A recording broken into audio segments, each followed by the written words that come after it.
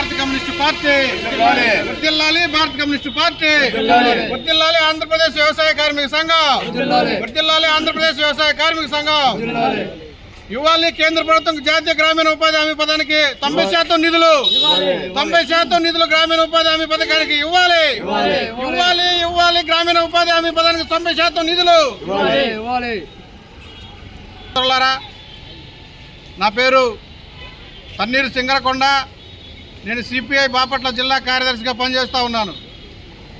ఈరోజు భారతదేశ వ్యాప్తంగా ఆంధ్ర రాష్ట్రంలో మహాత్మా గాంధీ జాతీయ ఉపాధి హామీ చట్టాన్ని తూట్లు పొడుస్తూ పేరు వంకతోటి మహాత్మా గాంధీ జాతి పితగా పిలుచుకున్నటువంటి మహాత్మా గాంధీ పేరును తొలగించడమే కాకుండా 90% ఇచ్చే కేంద్రం ఇచ్చే నిధులను 60% ఇస్తామని చెప్పి చెప్పడం, అదేవిధంగా 40% రాష్ట్రాన్ని పెట్టుకోమని చెప్పి చెప్తా ఉన్నారు. నువ్వు 90% ఇచ్చినప్పుడు 10% రాష్ట్రం పెట్టుకున్నప్పుడు అనేక ఇబ్బందులు ఎదుర్కొన్నటువంటి వ్యవసాయ కార్మికులు, ఉపాధి హామీ కార్మికులు ఈ రోజున నువ్వు 60% ఇస్తే ఇంకా ఇబ్బందుల్లో పడే పరిస్థితి మనం చూస్తూ ఉన్నాం.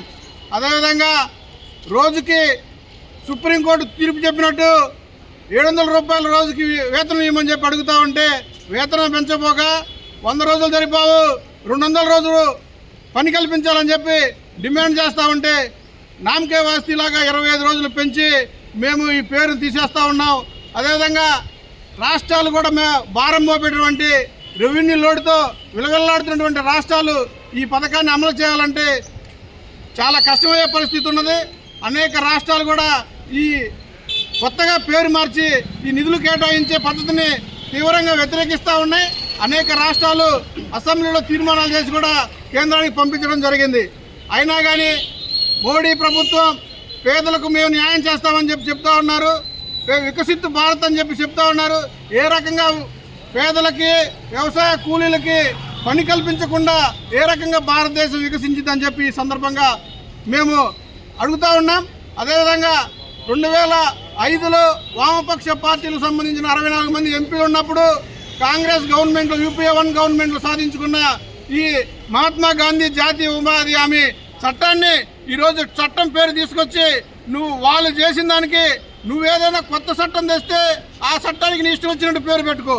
వాళ్ళు చేసిన ఎవరికో పుట్టిన బిడ్డని నీ బిడ్డలాగా నువ్వు చేసి పేరు మార్చుకుంటావంటే, నిధులు కేటాయించమంటే మేము ఒప్పుకోమని చెప్పి తీవ్రంగా వ్యవసాయ కూలీలు ఈ రాష్ట్రంలో పేదలు ఇంకా పేదలు, ఎందుకంటే మన కరోనా టైంలో మనం చూసాం వలస కార్మికులను నివారించడానికి ఈ గ్రామీణ ఉపాధి హామీ పథకం ఏ రకంగా ఉపయోగపడిందో. కరోనా టైంలో వలస కార్మికులు నువ్వు అర్ధాంతరంగా దాన్ని లాక్డౌన్ వేస్తే అనేక వేల సంఖ్యలో వలస కార్మికులు చనిపోవడం జరిగింది.